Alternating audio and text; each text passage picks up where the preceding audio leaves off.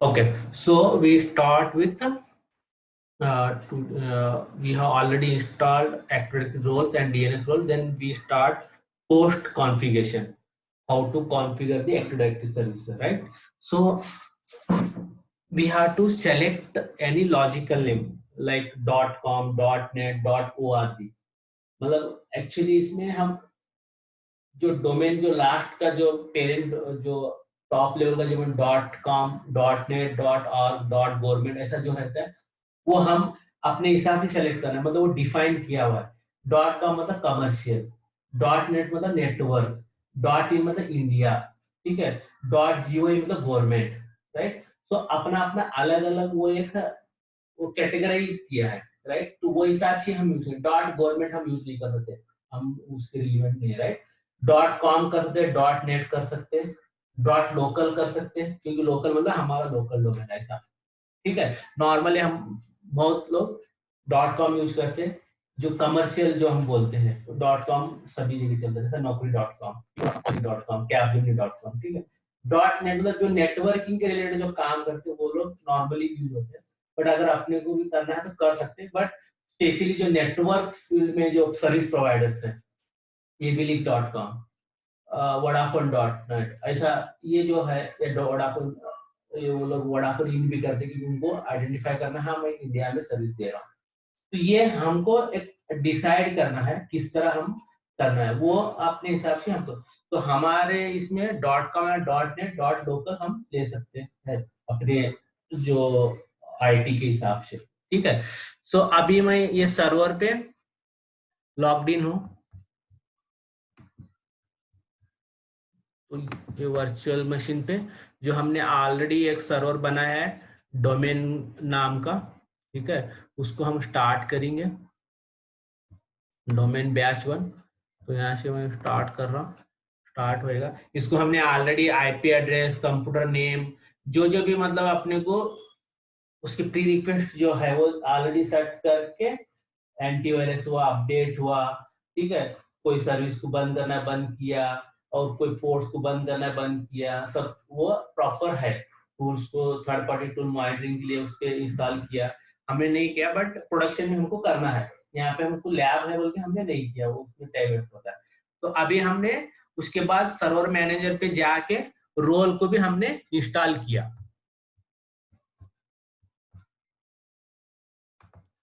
कौन सा रोल हमने इंस्टॉल किया? Active directory service, domain services का और डीएनएस सर्वर का, क्योंकि हमारे पास डीएनएस सर्वर अलग सा और नहीं है, तो हमने फ्रेश कर रहे हैं, उसके लिए हमको एक डीएनएस सर्विस चाहिए थी, उसके बिना एक्टिव डायरेक्टरी सर्विस कॉन्फ़िगर नहीं होएगा।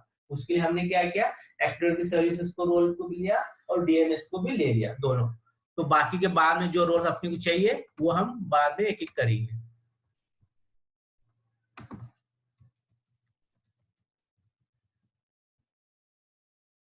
राइट। तो ये मेरा सर्वर है,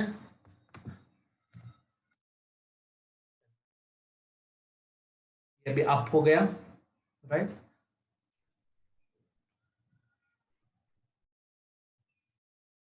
ये जैसा ही लॉगिन नॉर्मली होता है फर्स्ट टाइम या रिबूट होने के बाद, इस सर्वर मैनेजर ऑटोमेटिक ओपन होता है, अपने को करने की जरूरत नहीं है। अगर अपन इसको मिनिमाइज करके भी रख सकते हैं या क्लोज कर सकते हैं, क्लोज करें तो भी यहाँ पे आइकॉन है उसका, सर्वर यहाँ पे टावर के जैसा उसके बैक में एक ऐसा सोया है ऐसा, उसको अपन क्लिक करेंगे तो सर्वर में, मतलब सर्वर मैनेजर सब कुछ है। आपको कुछ टूल्स चाहिए मैनेज करना है, क्या कोई सर्विस इंस्टॉल्ड है क्या है, सब यहाँ से चेक कर सकते हैं आपको, ठीक है। अभी आपको यहाँ पे देखो लेफ्ट साइड में दिख रहा होगा, ये आप गौर करेंगे, पता नहीं जब हम सर्वर को बिल्ड करे थे ये एडीडीएस और डीएनएस नहीं थे, उसके बाद हमने रोल इंस्टॉल किया, फिर उसके बाद पॉपअप होने आया। ये फाइल एंड स्टोर तो ऑटोमेटिक था, क्योंकि वो जब भी हमने इंस्टॉल करते नॉर्मली बाय डिफॉल्ट माइक्रोसॉफ्ट क्या करता है, फाइल एंड शेयरिंग का जो सर्विस है वो ऑटोमेटिक इंस्टॉल करता है, करने की जरूरत है, वो डिफॉल्ट है। तो उसके लिए वो पहले दिख रहा था, बट ये दो नहीं थे, मेरे को याद है, ऑल सर्वर्स और लोकल सर्वर ये तीन ही थे।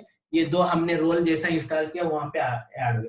इसका मतलब कि ये इंडिकेट करता है ये कि हमने इस रोल को इंस्टॉल किया है सर्वर पे, तो यहाँ से भी अपने को समझ में आता है। उसी तरह वेब सर्वर अगर इंस्टॉल किया है कोई तो वेब सर्वर बोल के यहाँ पे आएगा, राइट। तो इट मीन्स कि अपने को यहाँ से कुछ ना कुछ लॉजिकली थोड़ा समझ में आए कि हाँ ये सर्वर पे क्या चल रहा है। और अगर अपने को ज्यादा देखना है तो टूल्स में जा सकते हैं हम, ठीक है। देखो यहाँ पे टूल्स में गए तो जो हमने इंस्टॉल किया जब भी, active directory administrative centre, active directory domain and trust, active directory module for Windows PowerShell, active directory sites and services, active directory users and computer, ये जो कंपोनेंट या माइक्रोसॉफ्ट मैनेजमेंट कंसोल बोलते हैं हम, एमएमसी बोलते हैं, वो ऐड हो गए और ये डीएनएस भी ऐड हो गया। ये पहले वो नहीं था, ठीक है। तो अभी अपने को कॉन्फ़िगर करना है, ठीक है। तो इससे अपने को थोड़ा समझ में आया कि हाँ ये सर्वर पे क्या चल रहा है। वो कंसोल्स ऑटोमेटिक ऐड होंगे, जैसा कि वेब सर्वर है, फाइल सर्वर है, या और भी एसक्यूएल डेटाबेस सर्वर है, तो यहाँ पे वो आपको दिखाएगा एसक्यूएल डेटाबेस ऐसा कुछ, तो वेब सर्वर, राइट। तो इससे क्या हो जाएगा, अपने को समझ में आया कि हाँ ये सर्वर ये रोल का रहेगा, इसका थोड़ा रिलेवेंट अपने को समझ में आएगा। यहाँ से अपने को इन्फॉर्मेशन सब देख सकते हैं।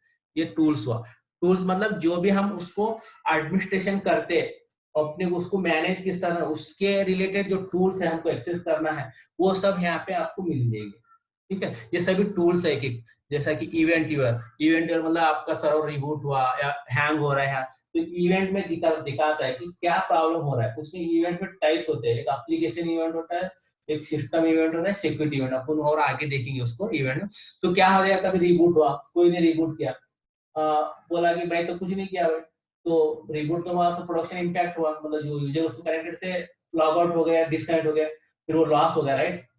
अभी वो गलती से कोई किया होगा तो कैसा पता चले, तो हम उसको इवेंट्स में जाते, इवेंट में चेक करते हैं सिस्टम इवेंट में कि किस आईडी से रिबूट हुआ, जैसे कि आफ्ताब के हुआ या मुस्तफा के हुआ, तो हमने वो स्टैम्प आता है, टाइम स्टैम्प साथ में वो आईडी के साथ में आता, तो बोल सकते हैं कि देखो ये बंदे ने किया है, गलती से किया या जानबूझ किया वो अलग बात है, बट हम आइडेंटिफाई कर सकते हैं कि किसने किया गया, मतलब वो सभी एक्टिविटी को रिकॉर्ड करता है टाइम स्टैम्प। मतलब ऐसा कोई गलती से कुछ चेंजेस भी किया सर्वर पे, कुछ बंद हुआ चलना, तो इवेंट में रिकॉर्ड होगा वो सभी, मतलब बोलते हैं हम कुछ भी करते टास्क एक्टिविटी, कुछ भी छोटा मोटा बदलाव वगैरह, रिमूव जो भी, कोई सर्विस को स्टॉप करे चालू करे, सब इवेंट में लॉग होएगा। इंफॉर्मेशन बोल के आएगा कि ये रिबूट हुआ था, ये सर्विस स्टार्ट हुआ था, या कुछ सर्विस बंद हुई तो वहाँ पे एरर अलर्ट आएगा कि ये सर्विस बंद है, तो उससे अपने को समझ में क्या आएगा, कुछ प्रॉब्लम लगता है अपन चेक कर सकते हैं, तो उसका इवेंट का काम है। और सर्विसेज का जो टैब होता है, वो जो भी सर्विसेज चलना चाहिए वो हमको स्टार्ट एंड स्टॉप में दिखते हैं, वो थोड़ा थोड़ा अपन देखेंगे। अभी हम यहाँ पे जाएंगे मैनेज, अरे वो यहाँ पे हमने जो रोल इंस्टॉल किया उसके बाद उसने क्या बोल रहा है, promote this server to domain controller, मतलब हमने डोमेन कंट्रोलर का रोल इंस्टॉल किया, राइट। अब इसको हमको प्रमोट करना है, प्रमोट मतलब उसको अपडेट करना है, ऊपर पहुंचाना है, राइट। अभी तक हमने डोमेन नहीं बनाया, बट बाकी के उसके रिलेटेड जो करना चाहिए प्री रिक्वेस्ट हम जो बोलते हैं, वो सब तैयारी कर ली है हमने। अभी सिर्फ अपने को नाम देके उसको प्रमोट करना है, कुछ भी नाम हमको देना है जो भी हमारे हिसाब से, ठीक है। तो अभी मैं प्रमोट टू सर्वर, यहाँ तक क्लियर है ना आपको, ठीक है। देखो अभी ये वेरीफाई कर रहा है, तो देखना चाह रहा है कि कुछ ऑलरेडी कोई रनिंग तो नहीं है डीएनएस या एक्टिविटी सर्विस ये सर्वर पे, वो वेरीफाई कर रहा है। उसके बाद वो अगर नहीं है तो फिर ब्लैंक पॉपअप करेगा, वो थोड़ा सा चेक कर रहा है।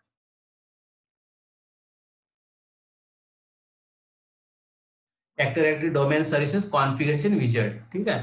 तो हम लोग एक्टिव डायरेक्टरी जो कॉन्फ़िगर करते हैं उसके विजेट पे है हम, ठीक है। देखो अभी ये आया, ये उसमें आप देख रहे होंगे 3 स्टेप्स है। एक तो add a domain controller to an existing domain, मतलब ऑलरेडी अगर चल रहा है उसको हम आपको ऐड करना है, नहीं क्योंकि हम नहीं अभी तक बने कुछ, हम फ्रेश है। और सेकेंड में क्या हो रहा है, add a new domain to existing forest, वो बोल रहा है जो भी ऑलरेडी फॉरेस्ट है उसको तुमको ज्वाइन कराना है, नहीं क्योंकि हम नहीं बने। तो अभी हमको कौन सा आएगा, थर्ड आएगा, ऐड ए न्यू प्रोडक्ट। वो जो ऊपर के दो जो है, जब ऑलरेडी हमारा कोई डोमेन फॉरेस्ट चल रहा है उसको हमको ज्वाइन करना है, मतलब उसके साथ मिलना है। ऑलरेडी कोई बिजनेस है तो उसको हम मिल रहे हैं, तो उसके इसका मतलब कि वो दोनों काम आएंगे। हमारा कुछ भी नहीं है अभी तक, हम नया है, तो हम ये थर्ड वाला यूज करेंगे, वो नया हम स्टार्ट करेंगे जो भी हम नाम देंगे। तो मैं थर्ड को सेलेक्ट करता हूँ, ठीक है। मैं थर्ड सेलेक्ट किया, उसने बोला कि रूट डोमेन नेम, ठीक है। तो वो क्या बोल रहा है, तुम डोमेन का नाम दे दो जो भी है, कंपलसरी लिखा है स्टार, मतलब हैशटैग जो स्टार है, मतलब उसके बिना आगे नहीं बढ़ेगा। हम कुछ भी दे सकते हैं, ऐसा कुछ भी नहीं है कि वो। तो अभी जैसा कि मेरा ऑर्गेनाइजेशन का नाम देता हूँ, digisol.com देता हूँ, ठीक है। डिजिसॉल डॉट मतलब कमर्शियल, आप यहाँ पे हम digisol.com दे सकता हूँ, digisol.net दे सकता हूँ, digisol.in दे सकता हूँ। मतलब इन मतलब मैं इंडिया को रिप्रेजेंट कर रहा हूँ, तो मेरा कंपनी इंडिया से की है, मैं बाहर नहीं, बस इसके हिसाब से। तो इस तरह का, तो लॉजिकल नाम आप कुछ भी दे सकते हैं, इतना है कि लॉजिकली समझ में आए लोगों को, देखें हाँ ये कुछ तो एक ऐसा उतना है। बाकी का इसमें ऐसा कुछ भी नहीं कि ऐसा होना चाहिए वैसा होना चाहिए, सिर्फ इसमें स्पेस वगैरह नहीं होना चाहिए, स्पेशल कैरेक्टर्स नहीं होना चाहिए, ठीक है। आपको डॉट या अंडरस्कोर ऐसा कुछ तो देना है, ठीक है, राइट। इतना ही है इसका रिक्वायरमेंट, बाकी का आप जो भी कुछ भी नाम रखे तो एक्सेप्ट करेगा वो। अभी मैं नेक्स्ट करता हूँ।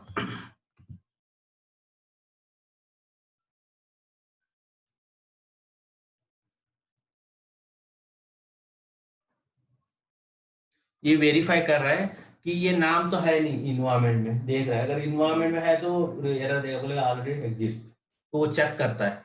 इसका मैकेनिज्म बहुत अच्छा है कि कुछ भी ऐड और रिमूव करने के लिए उसका रिस्पॉन्सिबिलिटी एक मैकेनिज्म है, वो वेरीफाई करेगा ये ऑलरेडी है तो नहीं, अगर ऐड करना है तो, अगर रिमूव करना है तो वो रिमूव करने के लिए है क्या नहीं, अगर है तो रिमूव करेगा, फिर अपडेट भी करेगा ये ऑलरेडी रिमूव हो गया। अगर नेक्स्ट टाइम कोई और सेम नाम को ऐड करेगा तो वो अलो करेगा, हाँ ओके ये ऑलरेडी रिमूव हुआ था और ऐड कर सकते ऐसा। देखो ये आया है यहाँ पे, राइट। अच्छा, अभी यहाँ पे ये बोल रहा है forest function level, domain function level. तो ये इसका मीनिंग सिंपल है, इसमें ज्यादा कुछ है नहीं। तो इसका कहने का मतलब ये है, तो फंक्शनलिटी किस तरह का चाहिए आपको, ठीक है। मतलब जैसे हमने बात की फॉरेस्ट मतलब पूरा टॉप लेवल पेरेंट, बाद में डोमेन मतलब उसके बच्चे वगैरह जो है उसके अंडर में हम आएंगे। तो दो फंक्शनलिटी है यहाँ पे, एक फॉरेस्ट फंक्शनलिटी है, एक मतलब फॉरेस्ट मतलब पूरा फैमिली के लिए आया, मतलब खानदान बोल सकते हैं इन शॉर्ट। अगर मैं डोमेन मतलब आप मतलब उसके 3 भाई है, तो ये एक भाई का एक डोमेन, वो एक भाई का, ऐसा मतलब वो फैमिली में है। बट तो आपका क्या फंक्शनलिटी आपको रखना है, तो इसमें फंक्शनलिटी मतलब कुछ नहीं सेलेक्ट करना है, सिंपल मतलब क्या है, ऑपरेटिंग सिस्टम का जो फंक्शनलिटी, जैसा कि हम अभी 2012 का ऑपरेटिंग सिस्टम है, 16 है और 19 है, अभी अभी एकदम लेटेस्ट 19 है, ठीक है। बट 19 अभी तक प्रोडक्शन में नहीं आया, लोग अभी तक उस पर नहीं गए, बट 16 तक है, 12 भी है और कोई कोई 8 भी है पुराना ओएस, ठीक है। वो क्या कहना चाह रहा है, आपके पास कौन सा वर्जन चल रहे, तो 2012 चल रहे, 16 चल रहे जो आपकी इन्वायरमेंट में, तो वो हिसाब से मैं आपको सपोर्ट करने के लिए यहाँ पे सिलेक्शन करो। अगर मैं 12 चल रहा है तो मेरे पास तभी 12 की होना चाहिए, तो ऊपर होना चाहिए, नीचे नहीं होना चाहिए, 2008 का नहीं चाहिए, 2008 का नहीं तो सपोर्ट नहीं करेगा, समझे। यहाँ पे मैं अगर आपको थोड़ा ड्रॉप डाउन करके बताऊंगा तो समझा सकता हूँ। देखो यहाँ पे उन्हीं फंक्शनलिटी 2003 से बता रहा है, 2003 का है, 8 का है, 2008, 8 और 12, तो राइट। तो आपका इन्वायरमेंट में अगर 2003 के अगर कोई सर्वर्स है तो आपको 2003 सेलेक्ट करना है यहाँ पे, अगर 2008 के तो 8, 12 है तो 12 के बाद खत्म, फिर आपको 16 वगैरह कुछ प्रॉब्लम है।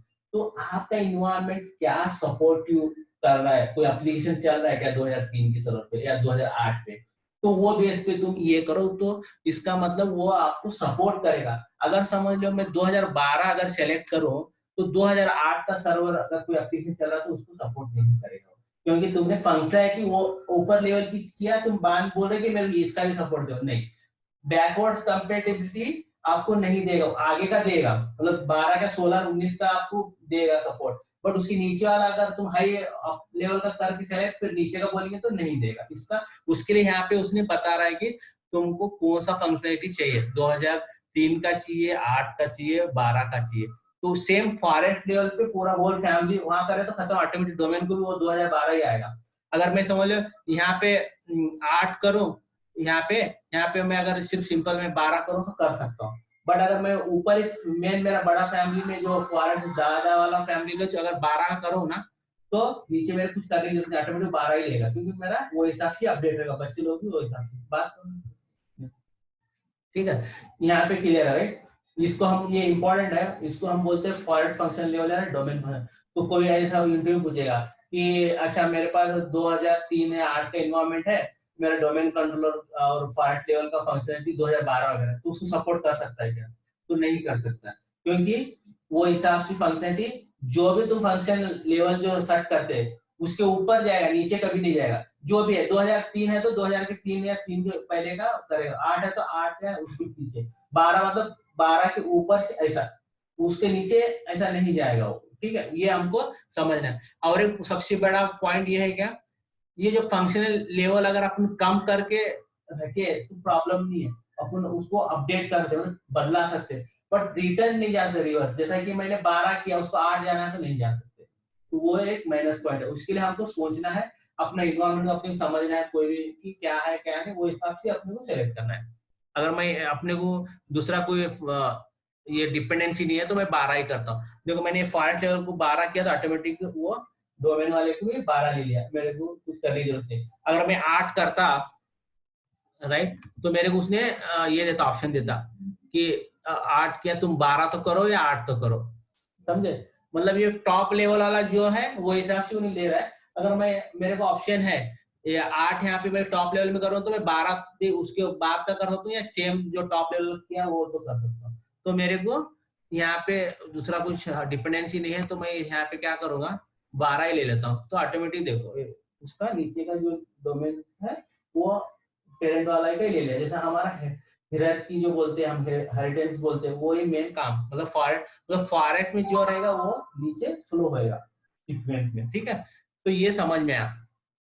बाद में जैसा कि ये रोल ऑटोमेटिकली लिया डीएनएस डोमेन नेम सिस्टम में, जो है डीएनएस सर्वर बोला हमारे पास डीएनएस सर्वर नहीं, ऑटोमेटिक वो बोला रिक्वायरमेंट है, खुद ही सेलेक्ट किया। ठीक है, और ये ग्लोबल जीसी बोलते हैं हम लोग, ग्लोबल कैटलॉग। इसका काम क्या है, ये भी डिफॉल्ट लेता है।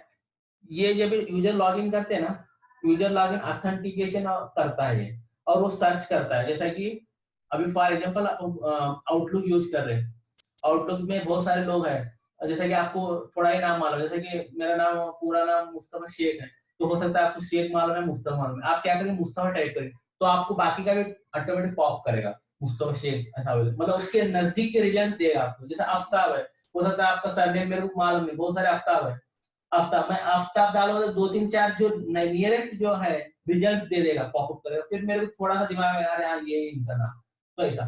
तो वो ग्लोबल कैटलॉग जो है वो काम करता है, ऑथेंटिकेट करता है और सर्च करता है, ऑब्जेक्ट हेल्प करता है तुमको। उसी का क्वेरी बोल सकते हैं अपन, क्वेरी, तो क्वेरी कराता है, वो बोलता है कि ये इसने क्वेरी किया यूजर, उसका रिजल्ट डिस्प्ले करो। ठीक है, तो वो काम करता है, वो लोकेट कराता है, तो वो हर एक साइट पे कंपल्सरी ग्लोबल कैटलॉग रहता है। ठीक है, तो यहाँ पे एक डीएसआरएम पासवर्ड बोल के है, directory service restrict mode password. ये बहुत ही इंपॉर्टेंट एक्चुअली, बट कभी कभी काम आता है। जैसा कि मेरा एक्टिव डायरेक्टरी सर्विसेज चल रहा था, अचानक बंद हुआ, कल सुबह में आया, बूट नहीं हो रहा कुछ, तो आपका नॉर्मली बैकअप तो हम करते हैं, जैसा कि हर ऑर्गेनाइजेशन में, आईटी ऑर्गेनाइजेशन में बैकअप होता है, डेली बैकअप और वीकली बैकअप। डेली मतलब इंक्रीमेंटल बैकअप करते हैं, डेली मतलब फुल बैकअप करते हैं। जैसे 100 जीबी डेटा है तो 100 जीबी का डेटा सैटरडे संडे होगा, सैटरडे संडे। फिर मंडे क्या हो, जो उसमें अपडेट होता है 5 जीबी का अपडेट, कुछ चेंज करते हैं डॉक्यूमेंट, ये वो 5 जीबी लेगा, बाकी का 100 जीबी को नहीं हाथ लगाएगा। मतलब Monday Tuesday Wednesday Thursday Friday, ये 5 दिन क्या करेगा, जो भी अपडेट्स होते हैं ना, 1 जीबी का हो, 2 जीबी का, 4 उतना ही डेटा लेगा, बैकअप करे। क्यों? आपका रिसोर्स बहुत कंज्यूम होगा, नेटवर्क कंज्यूम होगा, क्योंकि बाकी काम करने के दिन है, राइट? आपका सैटरडे संडे नॉर्मली छुट्टी रहती है किसका, तो वो टाइम में फुल बैकअप करेगा। जब तक समझ 110 जीबी हुआ, 110 जीबी पूरा बैक करेगा, समझ गया? मतलब कि आपको जब रिस्टोर करना है तो ये 5 दिन का लास्ट वाला, और ये जो है, और वो वाला सैटरडे या संडे जो वो अगर करेंगे तो आपका डेटा अगर लॉस होता है तो रिस्टोर कर सकते हैं।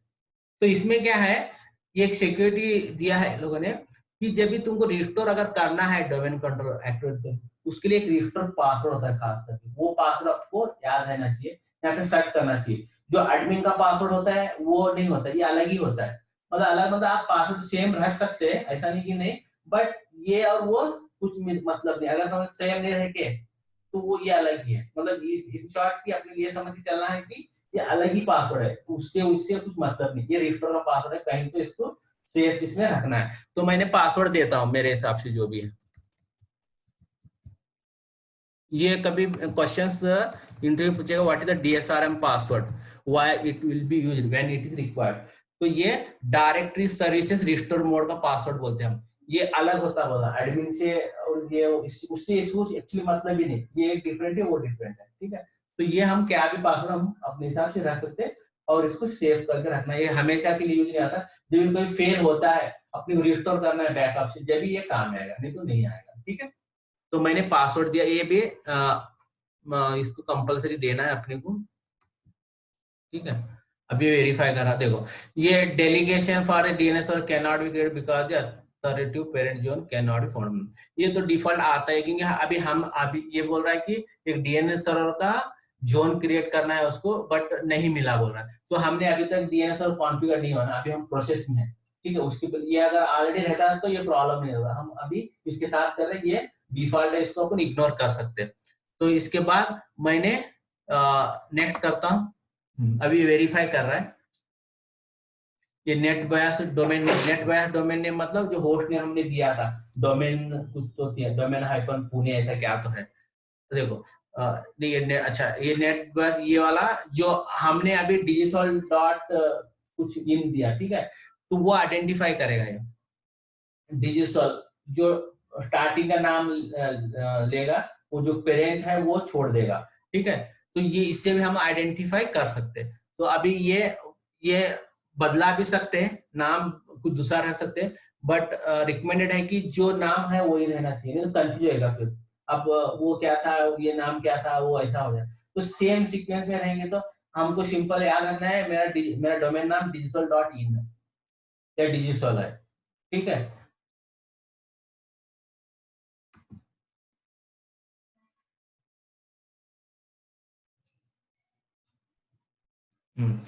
ओके।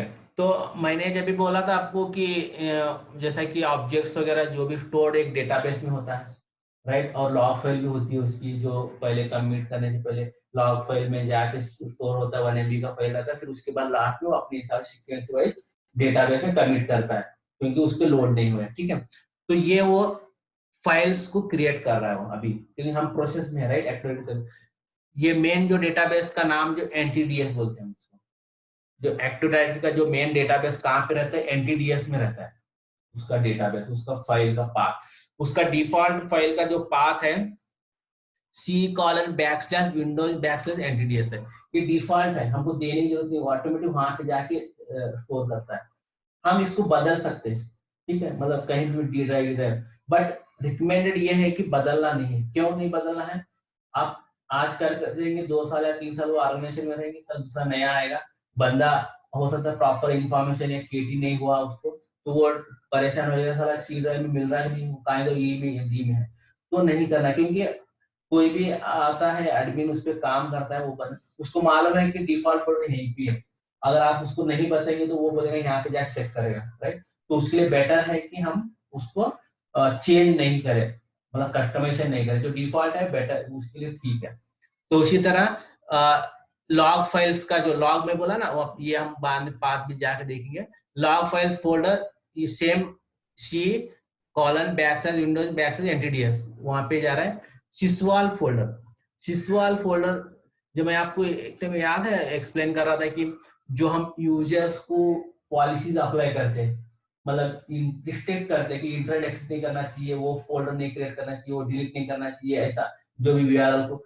तो पॉलिसीज जो हम अप्लाई करते हैं यहाँ पे बैठते हो, यहाँ पे स्टोर होते हैं सिसवाल फोल्डर में। जब भी लॉग इन करता है यूजर, वो फाइल को चेक करता है, वहां पे कनेक्ट करता है, फिर वो वहां से जो भी पॉलिसीज है इसको अप्लाई होते हैं क्लाइंट मशीन को, फिर वो जो हिसाब से रिस्ट्रिक्शंस है, अलाउ है, परमिशन है, वो अप्लाई करता है।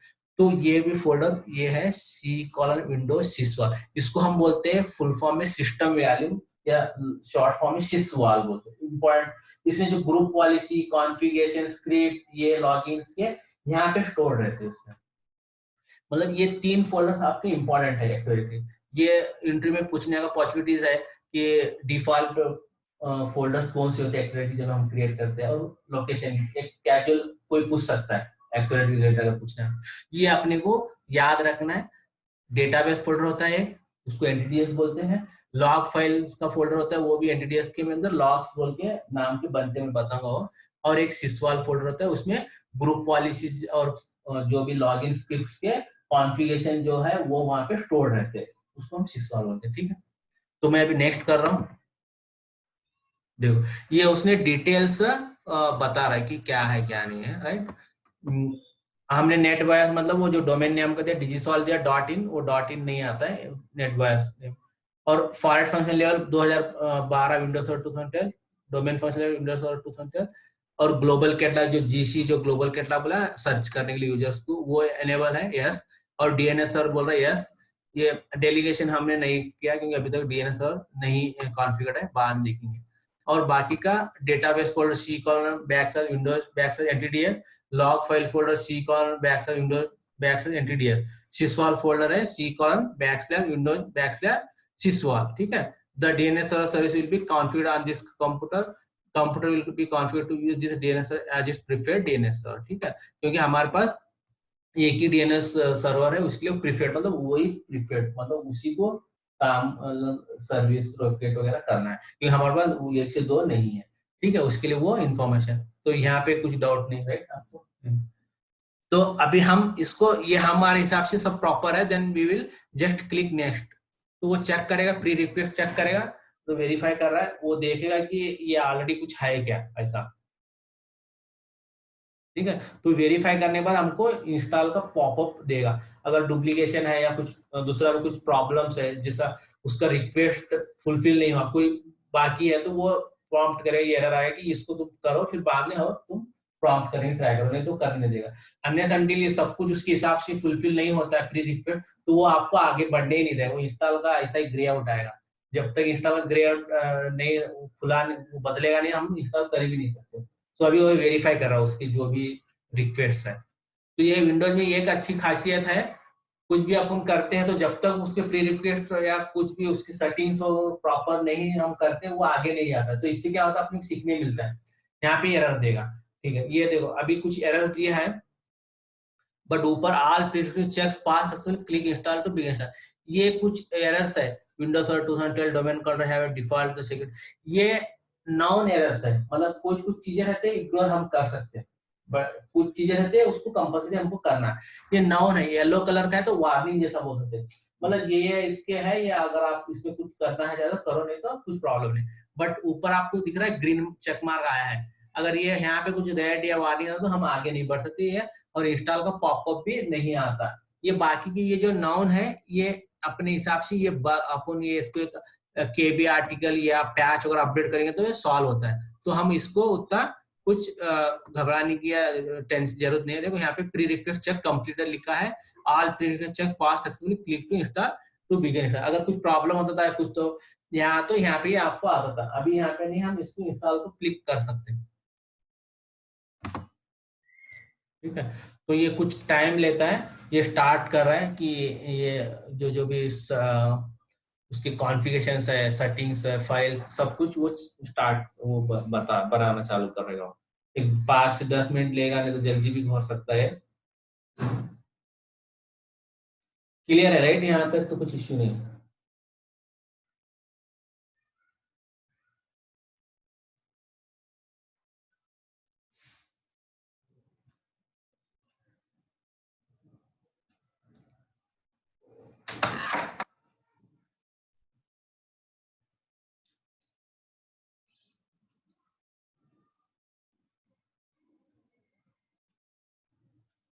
देखो checking group policy manual console need to install, हम लोगों ने ऑलरेडी वो ग्रुप पॉलिसी का कंसोल इंस्टॉल किए थे जब वो इसके टाइम, वो क्रिएटिंग द लोकल, वो आप देखते रहो उसको कमेंट देखो, वो पार्टीशन डायरेक्टरी पार्टीशन बोलते स्कीमा, ये सब अपन आगे समझेंगे। तो ये कि ये सब अंदर की कॉन्फ़िगरेशन जो है वो क्रिएट करना शुरू कर दिया उसने।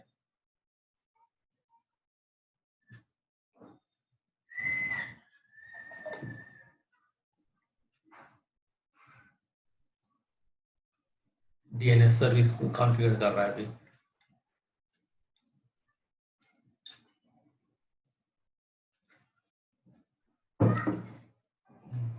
ठीक है, ये the server has successfully configured as a domain controller, ये ऑटोमेटिक रिबूट भी कर रहा है।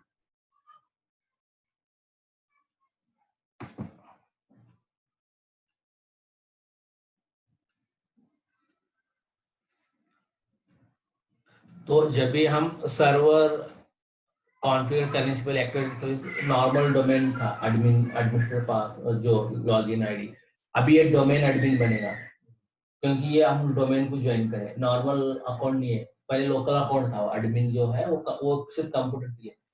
अभी का जो अभी लॉगिन करेंगे हम एडमिन अकाउंट पूरा होल इन्वायरमेंट या ऑर्गेनाइजेशन के लिए मतलब इसी के अंदर जो डोमेन के अंदर जो भी ज्वाइन होंगे उस डोमेन को, फिर उसको मैनेज कर पाएगा, उसका उतना पावर है, मतलब एक ही एडमिन अकाउंट सभी को कंट्रोल कर पाएगा।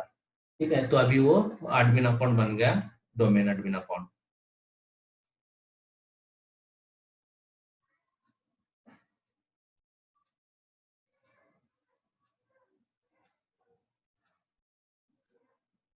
अभी वो फर्स्ट टाइम थोड़ा सा टाइम लेगा क्योंकि वो कॉन्फ़िगरेशन बैक एंड में चलेगा, थोड़ा लॉगिन के लिए भी थोड़ा सा टाइम लगाएगा वो, क्योंकि वो जो भी हम कॉन्फ़िगर करें वो सेट करना चाहिए बैक एंड में। अभी ये इंस्टॉल हुआ, अभी प्रोसेस करके कॉन्फ़िगर करेगा बैक एंड में थोड़ा सा, वो उसके लिए प्लीज वेट आएगा, 2 मिनट 3 मिनट ले सकता है।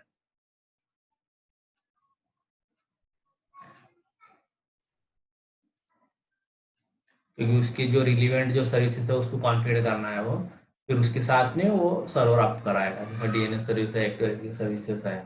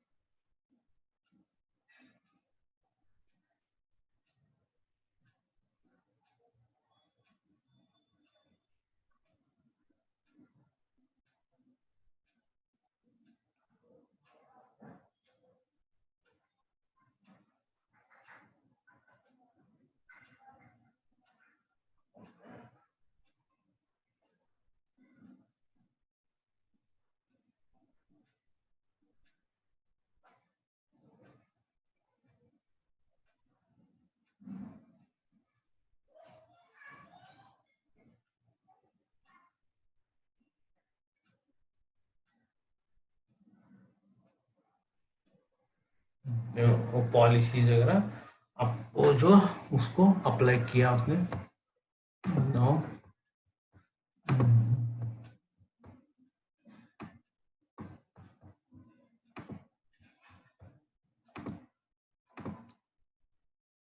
देखो यहाँ पे वो डिजिटल आ गया। पहले हम ये प्रॉम्प्ट करने से पहले सिर्फ एडमिनिस्ट्रेटर बोल के रहता था, अभी डिजिटल आया।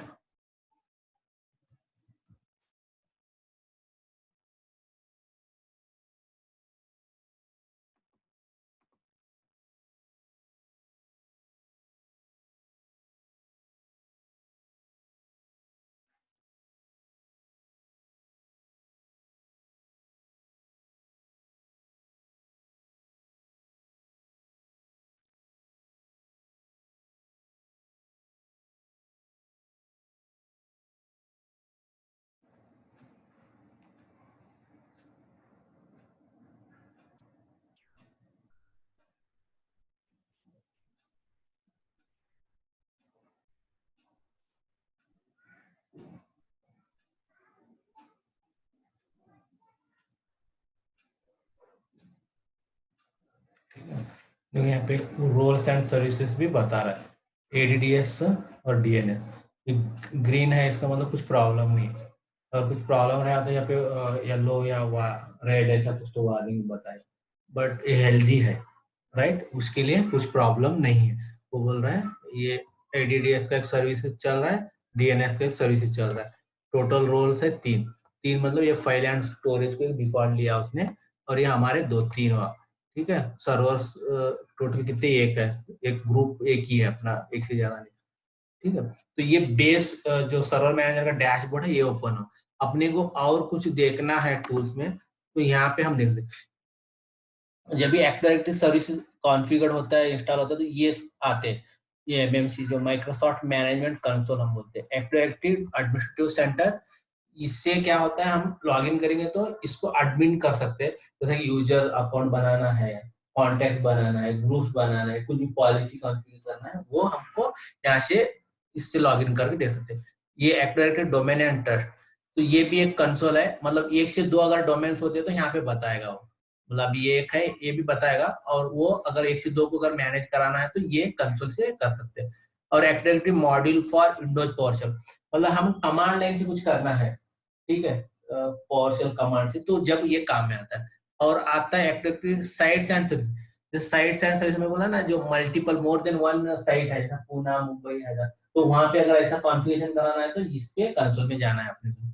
और एक्टिव यूजर्स एंड कंप्यूटर, ये और ये पहले वाला दोनों एक ही है, ये वेब ब्राउजर से काम करता है, ये अपना कंसोल से काम करता है, मतलब अपनी यूजर ऑब्जेक्ट्स क्रिएशन करना है, ग्रुप क्रिएशन करना है वो। ये भी एक एडीएस एडिट है, एक टूल है, कुछ भी कॉन्फ़िगरेशन में बदलाव करना है, चेंजेस करना है, वो काम करता है। उसी तरह यहाँ पे ग्रुप पॉलिसी मैनेजमेंट आया, ग्रुप पॉलिसी के रिलेटेड सेटिंग को हम और देखेंगे आगे, उसके लिए अलग अलग मॉड्यूल्स में है उसका डिटेल वो।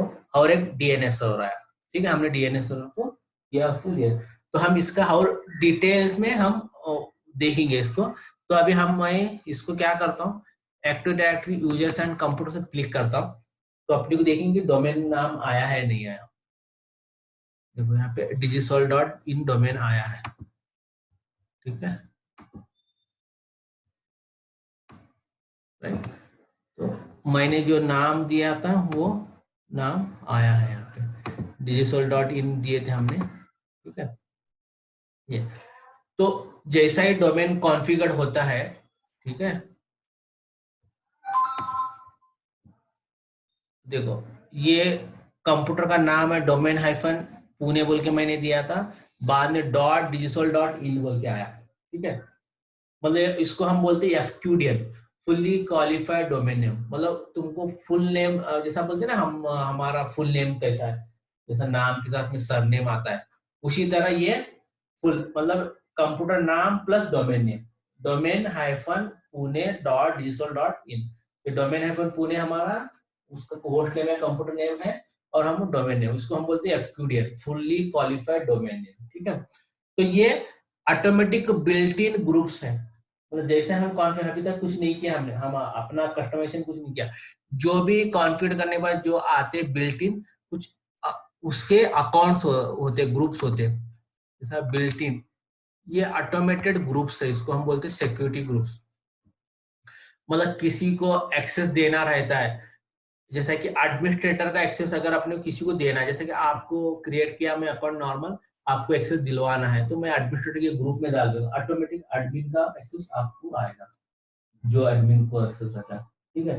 तो आपको अलग सा और एडमिन बोल के करने की जरूरत नहीं, सिर्फ आपका नाम मैं यहाँ पे ऐड कर दूंगा, तो उसको हम बोलते हैं सिक्योरिटी ग्रुप, मतलब परमिशंस रिलेटेड जो ग्रुप होता है सिक्योरिटी ग्रुप होता है। ये डिफॉल्ट है, हर का अलग अलग है। यहाँ पे अगर देखेंगे ना, सादा सीधा भी एक रहेगा, एक डेस्क हेल्प डेस्क जैसा भी रहेगा, डिफरेंट डिफरेंट, जैसा कि प्रिंट ऑपरेटर, मतलब प्रिंट का रिलेटेड कोई काम करता है, ठीक है, उसको उतना ही अपने एक्सेस देना है, मतलब प्रिंट के बारे में ही देखना है, तो हम वो ग्रुप में डालेंगे उसको, तो प्रिंट रिलेटेड एक्सेस है।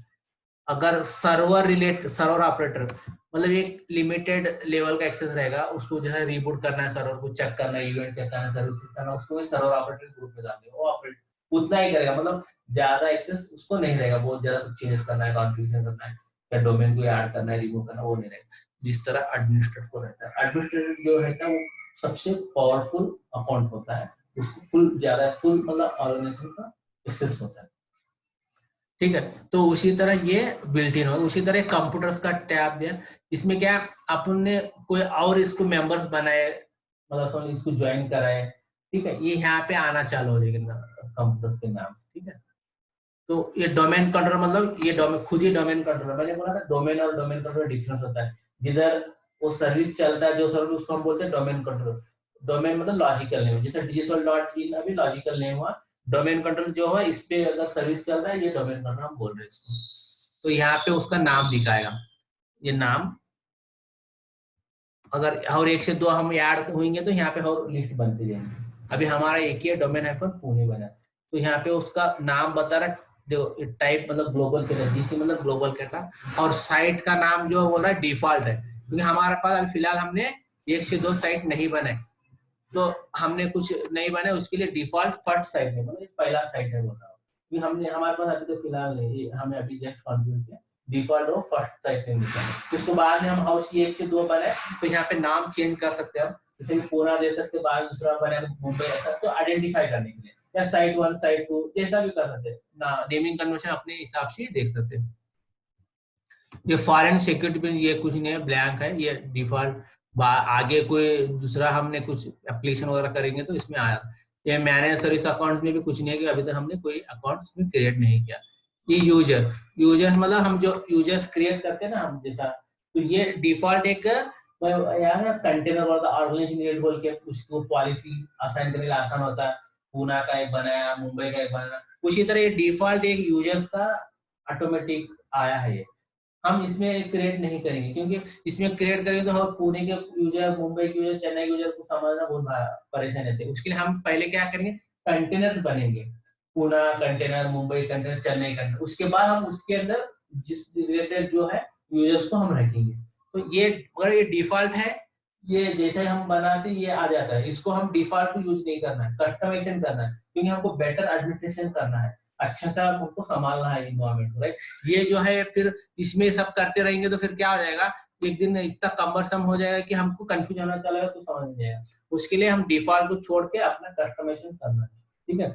तो ये डिफॉल्ट ये ग्रुप्स है, ये यूजर जैसा एडमिनिस्ट्रेटर यूजर ऑटोमेटिक बन गया। बाकी के डोमेन एडमिन ग्रुप है, ये भी इंपॉर्टेंट ग्रुप है, इसको भी एडमिन से थोड़ा सा कम का एक्सेस रहता है। अगर डोमेन एडमिन बनाया तो वो एक लेवल का एडमिनिस्ट्रेशन काम कर सकता है वो डोमेन एडमिन भी।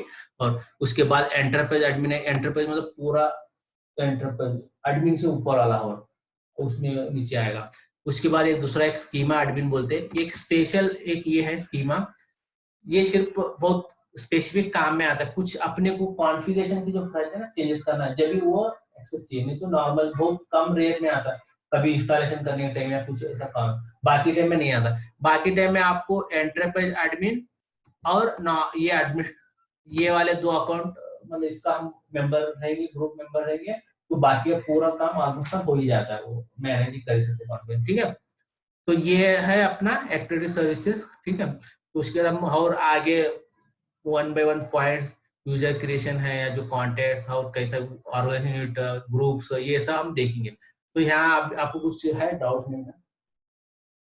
तो ये हमारा अभी एक मेन जो कंपोनेंट था एक्टिव डायरेक्टरी वो हुआ, और डीएनएस भी इसके साथ में इंस्टॉल हुआ है, हम वो भी देखेंगे नेक्स्ट क्लास में, ठीक है। तो अभी हम यहाँ पे अपन क्लोज करेंगे, तो कल और इसका कंटिन्यूएशन करके ये, और बाद में डीएनएस जो हमने कॉन्फ़िगर किया वो सर्विसेज को देखेंगे कैसा हुआ नहीं हुआ, क्या है उसमें हम समझेंगे, ठीक है। समझ में आया ना आपको? ये मतलब ऐसा ज्यादा कुछ नहीं है, टिपिकल समझता है आराम से।